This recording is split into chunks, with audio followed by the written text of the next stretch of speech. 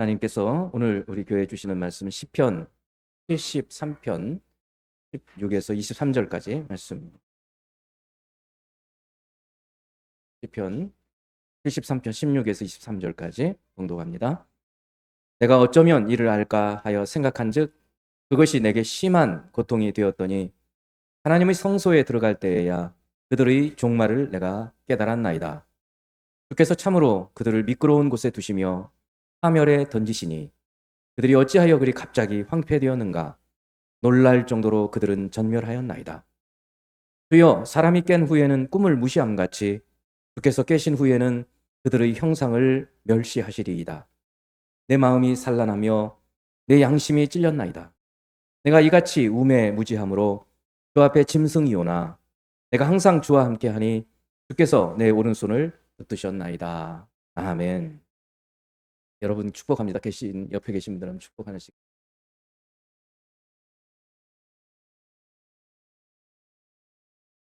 사람은 이해되지 않는 상황을 마주하게 되면 참 견디기 힘들어합니다. 이것도 하나님의 형상으로 우리가 지음받았기 때문에 그렇습니다. 짐승은 뭐 이유, 의미 이런 게 없죠. 오직 사람만이 이게 왜 이러나? 이것에는 어떤 의미가 있지? 이런 생각을 하고 사는 존재. 그래서 어떤 풀리지 않는 의문 앞에 서게 되면 누구나 가슴이 답답해지고 무기력해집니다. 위대한 신앙인이면서 동시에 그 다윗 시대의 찬양 대장이었던 아삽이라는 분. 다윗이 시편 150편 중에서 103편이나 되는 많은 시를 썼다면 그 다음으로 많은 시편을 쓴 분이 이 아삽이라는 분이요. 이 아삽이라는 분의 이 시편 73편은 여러분 뭐 기억 안 나시겠지만 2023년, 2024년 걸쳐서 앞부분 두 단락들을 말씀으로 나누었고 오늘 이제 마지막 부분을 묵상하면서 세 번에 걸쳐서 이 시편을 묵상하는 것은 그만한 이유가 있기 때문에 그렇습니다. 이 아삽이라는 분도 이렇게 신앙이 좋은 분인데도 풀리지 않는 의문이 있는 거예요. 그것 때문에 아주 생각을 오래 머리가 지끈지끈 아프고 해결이 안 되어서 하면 미끄러질 뻔했단 말이죠. 믿음이 시험에 들 뻔했어요. 그러다가 아주 극적인 반전이 일어나서 그 믿음이 다시 우리가 날개치면 올라가듯 오르는 그런 믿음을 가진 오늘 시편의 말씀입니다. 여러분들도 살아가면서 젊을 때는 젊을 때의 질문이 있고 청년기 때에는 또 청년기 때의 질문이 있는데 나이가 이제 더 들어가면서는 이미 이제 인생을 살아왔기 때문에 그런 뭐 근원적인 질문들은 없지만 그렇다 하더라도 우리를 괴롭히는 그런 의문들이 있어요. 그래서 오늘 말씀을 보면서 여러분들의 그 인생의 의문이 어디서 풀려지는가? 그것을 묵상하면서 함께 은혜를 나누기 바랍니다. 오늘 말씀의 배경도 좀 살펴볼 필요가 있는데요. 우리 모두가 같이 어렵게 살 때에는 그렇게 가난할 때에는 그냥 가난 자체를 이어나가면 됐어요. 그런데 이제 사회가 발전되어 가면서 이제 우리 지금 사회처럼 어떤 사람은 엄청 잘 살고 그 반해서 부족하면 그때 느끼는 고통은 예전에 못 살 때 같이 이렇게 못 살 때는 같이 서로 협력해서 살았지만 지금은 그러지를 못하기 때문에 그게 또 굉장히 힘들단 말이죠. 요즘에 막 주식이 올라가고 그러니까 어떤 사람은 뭐 하이닉스 주식 가지고 있는데 없어요. 그러면 인제 '야 어떡하나.' 인제 막 이런 그래서 그런 것을 포모라고 하잖아요. Fear of missing out처럼 '나만 빠졌네.' 이런 생각이 들어서 포모라고 인제 그게 뭐 주식만 그런 게 아니지 않습니까? 어떤 사람은 막 잘 되는데 나를 보면 '나는 뭔가.' 이렇게 나만 처진 느낌이 들 때 더 고통스럽잖아요.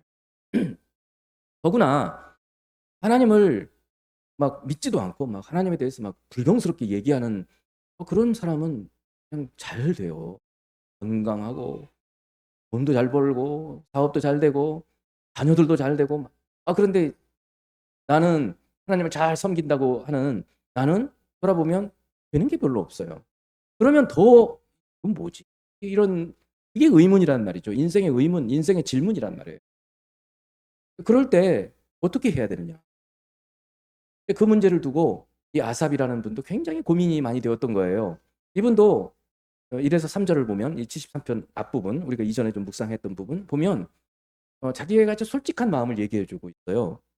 하나님이 참으로 이스라엘 중 마음이 정결한 자에게 선을 행하시나. 하나님의 성품을 알아요, 이분이. 하나님은 거룩한 하나님의 성품을 닮아가려고 하는 정결한 사람들에게 하나님께서 선을 베푸셔요. 하나님께서 잘 대해주신단 말이죠. 그걸 알고는 있어요. 그런데 나는 거의 넘어질 뻔하였고 나의 걸음이 미끄러질 뻔하였다. 시험에 실족할 뻔했어요. 시험에 들 뻔했어요. 왜 그러는가? 이는 내가 악인의 형통함을 보고 오만한 자를 질투하였습니다. 악인이 형통하는 어휴 부러워. 질투하는 마음이 생겼더라는 거예요. 그런 게 없어야 되는데 악인이 잘 되더라도 그게 무슨 그 질투할 필요가 없는 것인데 그런 질투하는 마음이 생겼다고 솔직한 자기 고백을 이 아삽은 하고 있는 거예요. 그런데 그 악인들의 삶의 모습을 보니까 기고만장한 거예요. 11절부터 보니까 이제 절정에 다달라요. 말하기를 그 악인들이 하는 말이에요. 하나님이 어찌하랴? 하나님 믿지도 않고 그러지만 그러니까 하나님 없으니까 하나님 뭘 알아? 하나님이 지존자에게 지식이 있으랴? 지존자는 하나님을 두고 얘기하는 거죠. 그 거룩하신 분이라고 하는 분이 무슨 지식이 있어? 이런 말을 하고 사는 거예요. 악인이라는 사람들. 볼지어다 이들은 악인들이라도 항상 평안하고 재물은 더욱 불어나도다. 악인들인데 좀 이렇게 불안하게 살아야 되잖아요. 나쁜 짓들을 하고 살면 이렇게 양심의 가책도 느끼고 그런데 태평하게 골프나 치고 다니고 말이죠. 이런 거예요. 그리고 재물이 더 늘어나요. 내가 내 마음을 깨끗하게 하며 근데 반면에 신앙을 가진 나는 나쁜 짓은 안 하고 뇌물은 안 받고 이런단 말이에요. 내 마음을 깨끗하게 하며 내 손을 씻어 무죄하다 이렇게 살았는데 이제 보니까 그게 다 쓸모가 없어요. 이거 뭐야? 하나님 뭡니까 이거? 악인은 잘 되는데 내가 거룩하게 하나님 말씀대로 살았는데 나는 손가락이나 빨고 있고 말이죠. 지금 이 아삽이라는 분은 그냥 솔직한 자기 마음을 얘기하고 있다. 그리고 뿐만 아니라 나는 종일 재난을 당하며 아침마다 징벌을 받아. 그냥 사방에서 사람들이 막 뭐라고 하고 종일 재난을 당하는 거예요. 어려움들이 자꾸 생겨요. 뿐만 아니라 아침에 일어나면 온 몸에 안 쑤신 것이 없어요. 그냥 아침마다 징벌을 받듯이 몸이 아픈 거예요. 참 비참한 현실 아닙니까? 이런 배경 속에서 오늘 본문으로 들어가는 거예요. 첫 번째, 이분이 인생의 질문을 하나님께 하고 기도하는 거예요. 이게 뭔가? 16절 말씀이에요. 내가 어쩌면 이를 알까? 어떻게 하면 이 비밀을 좀 알까? 이 비밀이라는 게 뭐냐면 악인의 형통과 의인의 고난이에요. 아니 도대체 하나님이 살아계시고 하나님의 심판이 있고 하나님의 공의가 있으면 도대체 왜 악인이 형통하고 의인은 고난을 받는가? 그 이유를 좀 어떻게 하면 알지? 이 고민 속에 사로잡힌 거예요, 이분이. 이 사람의 질문은 이거예요.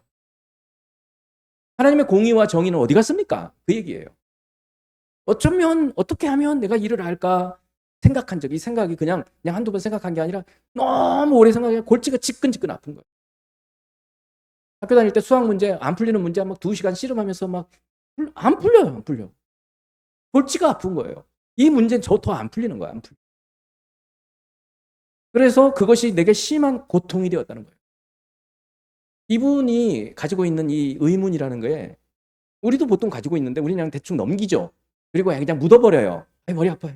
치워. 근데 그러지 않았던 거예요. 이분은 그 문제에 정면으로 직면해서 하나님 앞에 갖고 나와요. 여러분 이 아삽만이 이렇습니까? 우리는 안 그렇습니다. 저도 그랬거든요.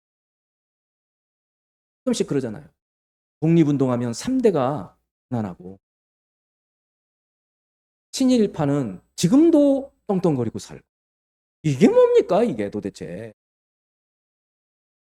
그런 생각들이 가끔씩 들잖아요. 막 화가 나잖아요.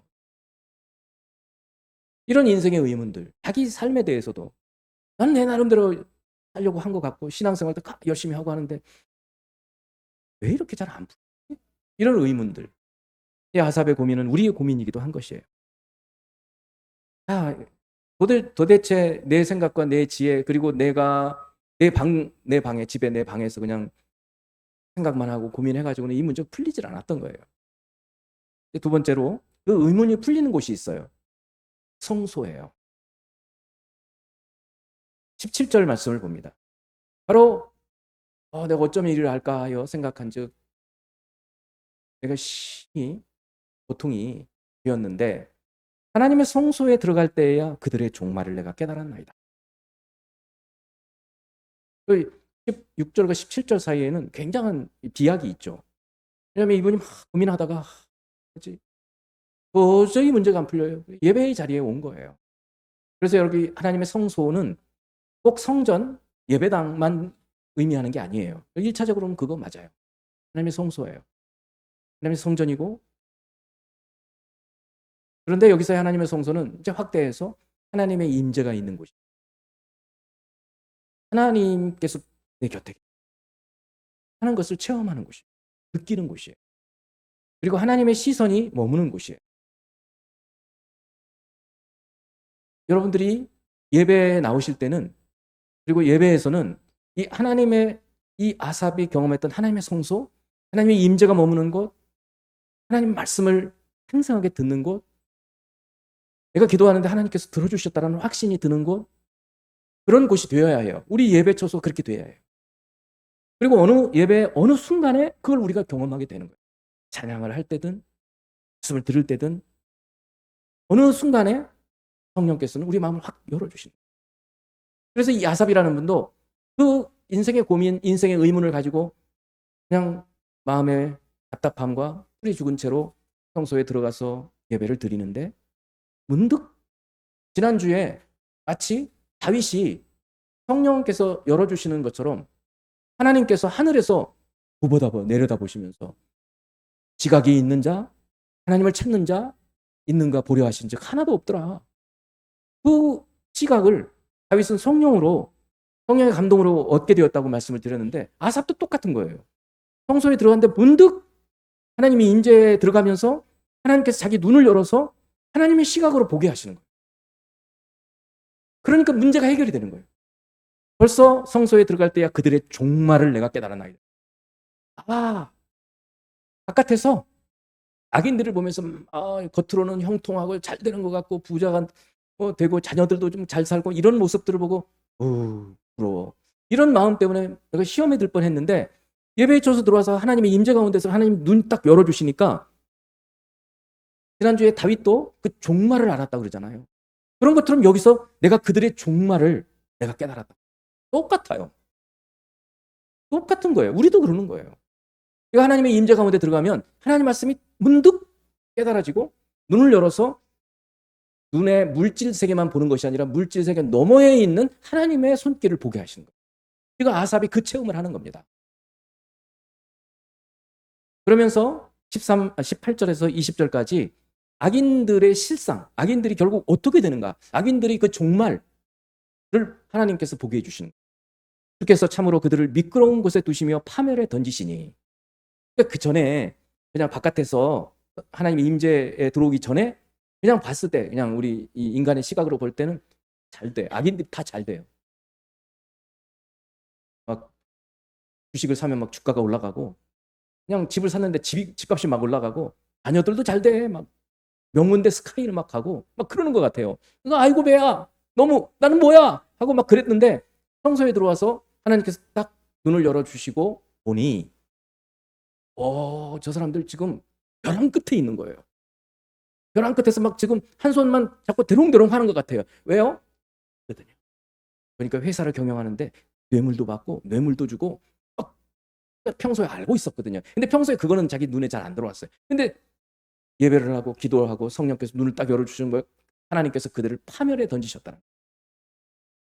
그들이 어찌하여 그들이 갑자기 황폐되었는가 놀랄 정도로 그들은 전멸하였나이다. 아니 아직은 지금도 잘 살고 있어요. 세상 눈으로 보면, 육신의 눈으로 보면. 그런데 영안 눈을 열어서 성령께서 깨닫게 해주시는 눈으로 하나님의 시각으로 보니 사람들 벌써 큰일 났다. 저런 살면 안 되는데 그걸 깨닫게 됐다는 거예요. 주여, 사람이 깬 후에는 꿈을 무시함 같이. 그렇잖아요. 우리가 꿈꾸다가 깨면 그냥 꿈속에서 있었던 일 다 잊어버리고 생각할 필요도 없고 그렇잖아요. 그런 것처럼 주께서 깨신 후에는 여기서 깨셨다는 주님 주무신다는 게 아니라 주님께서 그 악인들을 평소에는 외면하고 계시는 거예요. 안 볼란다. 그런 것들. 그러고 계시다가 때가 되면 주님 보시고 심판하시고 그거를 보여주시는 거예요. 주께서 깨신 후에는 그들의 형상을 멸시하리. 지난주에는 다윗은 뭐래? 그들의 뼈를 흩으시리라 그랬어요. 똑같아요. 오늘 어쩌면 이렇게 메시지가 흘러가고 있는. 어쩌면 반복해서 지금 3주에 걸쳐서 저도 놀라요. 말씀해 주시는 것은 우리 성도 여러분들 지금 이곳에 계시는 여러분들에게 하나님께서 이렇게 눈을 열어서 보라라고 말씀해 주신 메시지라고 바랍니다. 눈에 있는 것 너머를 자꾸 보려고 하세요. 지금 현상 너머에 있는 것을 보시라고요. 하나님의 관점으로 세상을 보실 필요가 있다. 성경의 시각으로 세상을 보는 거예요. 여러분, 성경은 우리에게 이렇게 인생에 풀리지 않는 의문을 가지고 우리가 찾아가야 하는, 들어가야 하는 하나님의 성소, 이 성소에 대해서 말씀해 주고 있는 것이 있어요. 성소로 오신 분이 계시단 말이죠. 예수 그리스도예요. 예수님께서 요한복음 2장을 보면 성전을 2번 깨끗하게 하시는데 첫 번째 깨끗하게 하실 때 성전에서 장사치들을 막 몰아내시고 막 그러니까 사람들이 넌 뭐냐? 그랬어요. 그랬을 때 예수님께서 이렇게 얘기하셨어요. 너희가 이 성전을 헐라. 그럼 내가 사흘 동안에 일으키리라 그랬어요. 성전 앞에서 그러신 거예요. 성전 안에서. 그 사람들은 다 이 성전을 헐라. 눈에 보이는 헤롯 성전을 두고 얘기하시는 줄 알았을 거예요. 그러나 주님은 너희가 이 성전을 헐라. 그럼 내가 사흘 동안에 일으키리라고 말씀합니다. 이 성전은 뭐예요? 예수님 몸인 거예요. 심지어 제자들도 그거를 모르고 있다가 후에 부활하신 후에 예수님께서 성전으로 이 땅에 오신 거예요. 하나님이 계시는 곳이 성전이에요. 그렇죠? 하나님은 어디 계시든 그곳이 성전 아닙니까? 거룩한 곳, 거룩한 전. 그러니까 성전으로 오셨어요. 그리고 우리는 더 알죠? 성령이 계시는 곳이 성전이죠. 우리가 성령의 전이란 말이에요. 성전. 성령이 우리 안에 계시면. 그렇기 때문에 여기서 성전은 꼭 예배당만 두고 얘기하는 게 아니에요. 여러분이 다니는 어떤 곳이든 여러분이 어떤 곳에서 하나님의 임재 가운데 들어가면 그곳이 성전이에요. 그래서 어떤 일이 생기든 어려운 일이 생겨서 문제가 일어나고 의문이 생기고 화가 나고 막 그러면 바로 그 자리에서 스위치를 딱 바꾸는 거예요. 성전 모드로 바꾸는 거예요. 주님 말씀해 주세요. 주님 이게 왜 이렇습니까? 하고 하나님께 질문을 하시라는 거예요. 그리고 하나님께서 우리에게 성령을 통해서 깨닫게 해주신다. 지금 아삽은 성소에 들어가서야 나를 아주 골치 아프게 만들었던 그 인생의 의문이 풀려진 거라. 예수 그리스도 안에서 우리는 성전 대신 예수 그리스도 안에서 하나님의 임재가 있다는 사실을 깨닫고 하나님의 임재를 늘 사모하며 살아가는 저와 여러분이 되기 바랍니다. 제가 한 2달 정도를 예배 전 찬양, 그 찬양의 제목이 뭔지 아세요 혹시? 임재입니다. 우리가 완전히 숙지해서 가사 보지 않고 집에서도 찬양할 수 있을 정도까지 계속 부를 거예요. 그리고 이제부터는 다음 주부터는 오늘부터 좀 달라졌어요. 제가 기도했거든요. 이 찬양을 부르면서 우리 성도님들이 이 예배에 들어와서 하나님의 임재를 경험하게 해주세요. 하나님 말씀하시는 것처럼 말씀을 듣게 해주시고 찬양할 때 내 마음을 고백하는 찬양이 드려지게 하고 기도할 때 정말 하나님의 마음에 닿는 그런 기도가 드려지게 해주세요. 임재라는 가사를 잘 보면 그런 가사예요. 이곳에 앉으소서. 이곳에서 드리는 예배를 받으소서. 주님의 이름이 오직 주의 이름만이 높이 받으시기를 바랍니다. 그런 가사.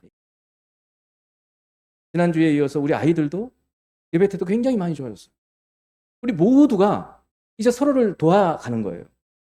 모든 성도님들이 예배에서 하나님의 임재를 경험할 수 있도록 조금 더 나도 힘을 더 내서 하나님을 찬양하고 기도할 때도 그 기도, 다른 여러 가지 세상적인 기도는 다른 때 또 하세요. 그러나 예배에 들어와서는 주여 지금 이곳에 함께 하소서. 저에게 말씀해 주세요. 제가 가진 이 의문이 풀려지게 해서요. 아삽처럼 내가 이 일을 어찌하면 알고 하고 생각해서 그것이 내 고민이 되었는데 하나님의 성소에 들어갈 때에야 그 악인들의 결말을 내가 보게 돼요. 문제의 해결을 눈을 바꿔주시는, 영안을 열어서 성령께서 보게 하시는 하나님의 시각으로 물질 세계를 너머에 계시는 그 하나님의 섭리를 보고 하나님의 이끄심을 볼 수 있게 되었다는 거예요. 이제 마지막으로 하나님께 가까이 하는 것이 복이라는 것이에요. 이 28절, 이 73편의 마지막 절인 28절은 오늘 본문은 아니지만 그러나 이제 마지막이기 때문에 그렇게 말씀하고 있어요. 하나님께 가까이 하는 것이 내게 복이다. 이 아삽이 이제 깨달은 거예요. 재산이 많거나 자녀들이 뭐 잘 되거나 몸이 건강하거나 그런 것도 좋을 수 있어요. 그렇죠? 그러나 가장 큰 복가 가까이 하는 것을 깨닫고 누리하는 거예요. 그때까지 거기에 이르기까지 좀 과정이 필요해요. 먼저 21절, 22절이에요. 이분이 너무 인생의 문제, 그 악인의 형통, 의인의 고난 이것이 안 풀려지는 거예요. 왜 도대체 왜 이러는가? 그러다가 성소에 들어와서 기도하는 중에 예배드리는 중에 눈이 바뀌었어요. 그러면서 먼저 자신을 보게 해요. 성령께서 늘 그렇습니다. 아직도 우리 성도들 중에 저 사람이 저래가지고 내가 이러는 거야 라고 한다면 아직 멀었어요. 아직 멀었다고요. 저 사람의 문제가 내 문제라는 사실을 인지하게 되면 이제 해결이 이분이 그렇게 되는 거예요. 21절 22절 말씀을 보면 내 마음이 산란하며 내 양심이 찔렸나이다. 이제 성소에 들어가서 성령의 시각으로 하나님의 시선으로 자신의 모습을 보기 시작하니 자기의 모습을 보이는 거예요. 그래 보니까 자기가 마음이 막 흩어져 있는 거예요. 내 마음이 산란해. 아까 제가 잠깐 여기 들어가서 민호 형제하고 정우하고 하부르트 하는 모습을 잠깐 제가 들었는데 이 민호 형제가 정우한테 산란이 무슨 뜻이야? 그랬더니 알랐는 거요? 아니, 잘 못 알아들으셨어요? 알아들으셨어요? 지금 한번 웃으셔야죠. 산란, 이 새끼가 이게 이제 저 어미 그 물고기가 알을 낳는 게 산란한다 그러잖아요. 보통 우리 그 말을 너무 많이 듣지. 이 막 생각이 막 터지고 막 이게 집중이 안 되는. 지금 이 사람이 그러는 거 막 여러 가지 걸로 너무 복잡해가지고 마음에 정처 없는 그런 지금 내 마음이 산란하며 내 양심이 찔렸나이다. 생각해 보니까 인제서야 성령의 시각으로 하나님의 시선으로 자신을 인제 보니 참 처참해. 너 짐승이잖아. 얘 짐승이라고 얘기를 해요, 자기가. 22절을 보면 내가 이같이 우매무지함으로 그 앞에 짐승이 오나. 아이고, 그것도 모르고 있었어, 이제까지. 그렇죠. 모르고 있었는데 모르고 있을 때는 자기가 짐승처럼 사는 것도 몰라요. 그랬던 거예요. 그냥 눈에 보이는 물질 세계만 보고 꿀꿀거리고 사는 거예요. 먹을 것만 탐하고. 그런데 성령께서 눈을 딱 열어주시니 그들의 종말을 생각하게 하고 인생의 종말, 이 우주의 종말을 생각하게 아이고 내가 똑같이 살았네 그들하고 돼지처럼 짐승처럼 그런 것들이 막 양심의 가책이 돼서 회개하게 되는 거예요. 회개. 그래서 회개의 자리로 나가게 되는 겁니다. 그러면서 그냥 회개만 하고 끝나는 게 아니에요. 바로 다음 절 23절을 보면 이렇게 돼요. 내가 항상 주와 함께하니 주께서 내 오른손을 붙드셨나이다. 모순적이죠. 이 한 구절 속에는 앞 구절과 뒷 구절이 모순적이에요. 앞에서는 내가 항상 주와 함께하니 그랬어요. 이것은 자기의 의지잖아요. 내가 주와 함께해요. 내가 주어가 자신이에요. 내가 항상 주님과 함께 했더니 주께서 내 오른손을 붙드셨나이다. 그랬더니 하나님께서 오른손을 붙들어 잡으셨다라고 생각하시면 잘못 생각하는 거예요. 회개하고 보니 눈을 열어서 하나님의 시선으로 보니 아까 뭐라 그랬어요? 자기 미끄러질 뻔했잖아요. 막 믿음이 흔들려가지고 막 이리저리 막 우왕좌왕 저 사람들처럼 그냥 나도 같이 살까? 막 이랬잖아요. 그러니 자기가 어떻게 항상 주와 함께 했다고 자기가 막 자기 의지로 그렇게 했어요? 그렇지 않았어요.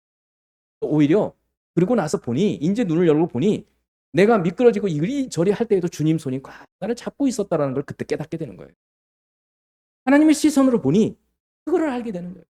너무너무 내 힘, 내 의지로 하는 것이 아니라는 사실을 그때서야 깨닫게 되는 것이죠. 우리가 저 스스로 돌이켜볼 때도 시험에 들어서 미끄러질 뻔한 경우가 여러 번 있어요. 위기예요. 그걸 어떻게 생각하냐면 운전하다가 제가 운전하다가 어느 때 정말 사고가 날 뻔한 적이 몇 번 있거든요. 물론 사고 난 적도 있었지만 아주 치명적인 사고가 날 뻔 그 위기 때를 피한 적이 있었어요. 아주 뭐 등골이 서늘하죠. 그런 것을 생각해 보세요. 그게 제가 잘못 가서 하나님으로부터 미끄러져 버릴 뻔했는데 그게 내가 잘한 게 아니라 보니까 주님이 잘한 거예요. 이 아삽이 그걸 고백하는 거예요. 그런데 동시에 그렇기 때문에 내가 항상 주님과 함께 있었다는 거예요. 완전히 생각이 다르잖아요. 해석을 하면 여러분들의 이 생각이 이렇게 바뀌어질 수 있는 것입니다. 그렇다면 우리가 이 세상에서 도대체 어떤 것이 가장 큰 복인가? 하나님이 없는 악인들이 누리는 하룻밤 꿈처럼 재물이 많고 이 땅에서 잘 되는 것이 정말 복인가? 이런 고민들을 하면서 이 아삽이 오늘 본문을 넘어서서 24절부터 쭉 내려가서 마지막 절에 28절에 이렇게 말씀을 해요. 하나님께 가까이함이 내게 복이라. 내가 주 여호와를 나의 피난처로 삼아 그의 모든 행적을 전파하리이다. 여러분 이 말씀에는요. 아까 처음 시작할 때 이분이 신앙이 아주 좋은 분이에요. 그래서 참 마음을 깨끗하게 하나님 앞에 선하게 살려고 했어요. 근데 세상 돌아가는 것을 보면 이거는 난장판이에요. 부조리하기 짝이 없어요. 정의와 공의가 없어요.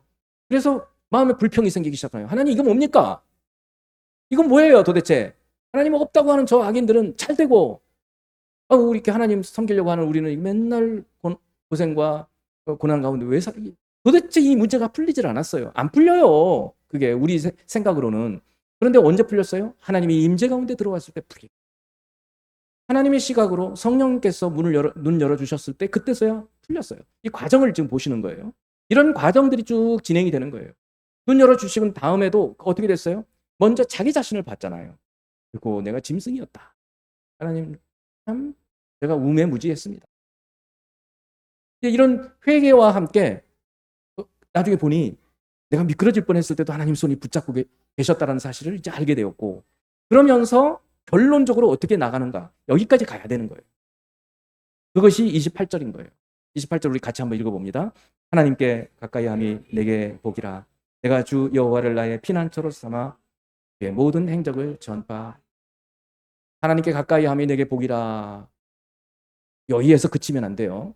그러나 이것도 중요해요. 정말 이 땅에 사는 동안에도 여러분 복되게 사셔야 합니다. 여러분 복되게 사십시오. 여러분 복을 누리며 사십시오. 마음껏 하나님께서 주시는 모든 복을 누리며 살아야 해요. 그런데 그 비결이 뭐냐? 하나님께 가까이 하는 거라는 거예요. 이분이 그 모든 고민들 속에서 깨달은 거예요. 이게 너무 큰 은혜를 받은 거죠. 그런데 이분이 거기서 그치질 않았어요. 후반부에 내가 주 여호와를 나의 피난처로 삼아 주의 모든 행적을 전파하리. 주를 안 믿는 사람들에게 주님을 전파하겠다는 거예요. 여러분 이보시오. 저도 그래 봤거든요. 믿으세요. 예수님 믿으세요. 그러겠다고 결심하면서 오늘 이 기도, 이 찬양, 이 시가 끝나요. 생명의 교회 성도님들은 정말 한 분 한 분들이 이제는 알곡과 같은 성숙한 성도들이 되어가고 계세요. 그렇게 되셔야 돼요. 그리고 말씀했던 대로 하나님께 가까이함이 내게 복이라. 이 하나님의 복을 누리셔야 돼요. 이렇게 뭔가 꺼리낌이 있는 것들은 다 버리셔야 돼요. 그거는 우리를 이 하나님께로부터 오는 복을 누리지 못하게 만들기 때문에 그거를 다 제거하고 회개하고 행동도 변화시키고 여러분의 사고 방식도 바꾸고 그렇게 하셔야 돼요. 그러면 온전한 복을 누릴 수 있어요. 근데 거기서 그치지 말라는 거예요. 벌써 구약에서부터 복음 전파가 나오는 거예요. 이것이 사랑이에요. 이웃 사랑. 그러지 않으면 늘 자기 사랑으로 끝나요. 기독교는 이거예요. 여기까지 가야 돼요.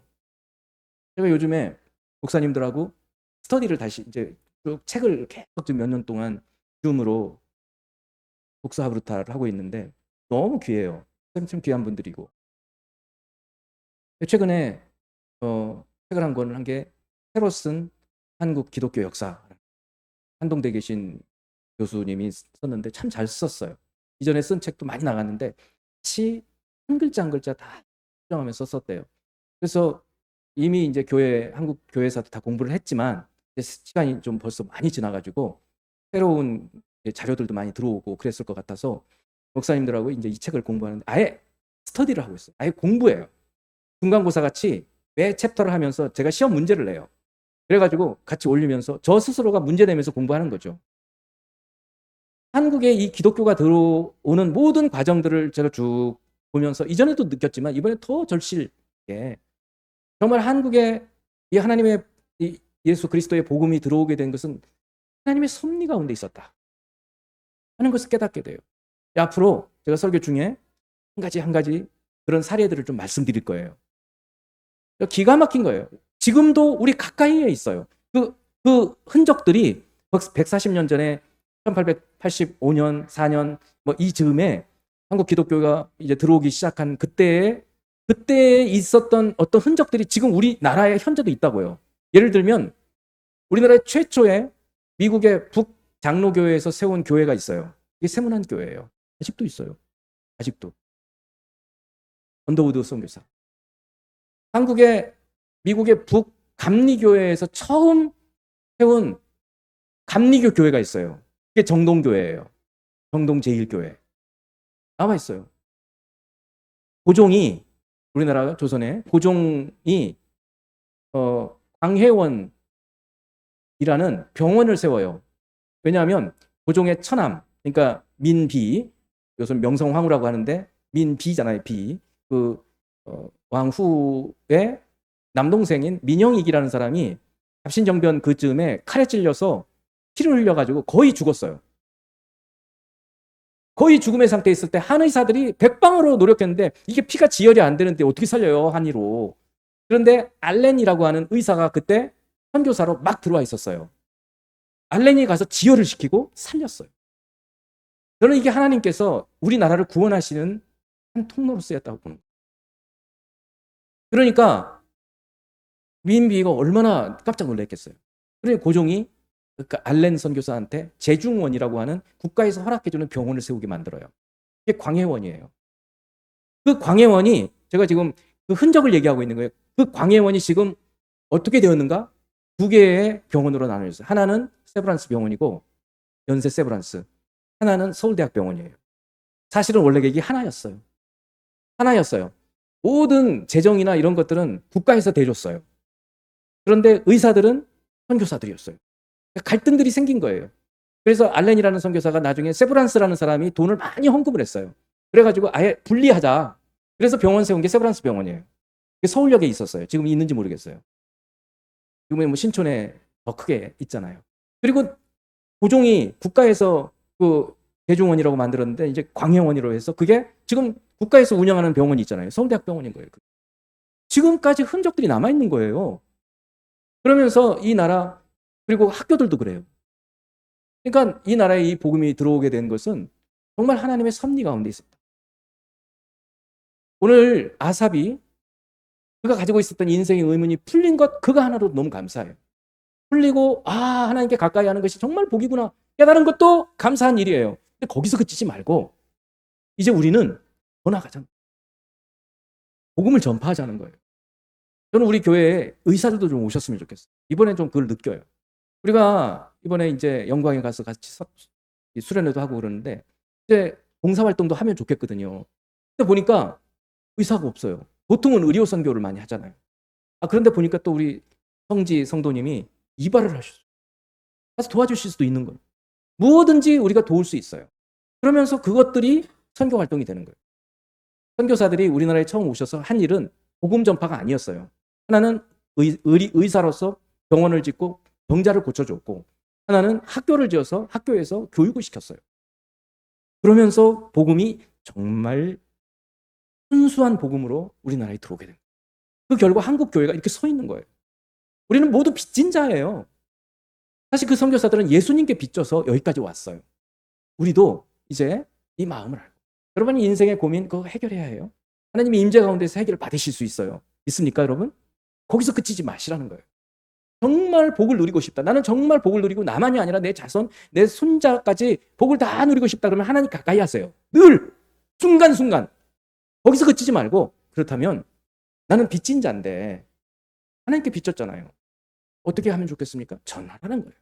주님이 오늘 우리에게 이것을 얘기해 주시고, 함께 기도하시면서 또 찬양을 하면서 여러분 마음에 지금 풀리지 않는 의문이 있으면 하나님께서 눈 열어서 하나님의 시각으로, 시선으로 보게 하시고 풀려지기를 기도하시고요. 내가 그동안 너무 어렵게 살았는데 주님 저에게 복 주세요, 이렇게 기도하세요. 그런데 어떻게 복 받는다고? 하나님 가까이 하라는 거예요. 이제부터 계속 하나님께 가까이 하려는 그런 힘씀, 애씀 우리 가운데 있어야 돼요. 그걸 넘어서서 이제는 주님의 복이 너무 차고 넘친다, 이제는 남에게도 나누어주겠다, 이런 결단들을 하면서 기도 잠시 하겠습니다. 하나님 감사합니다.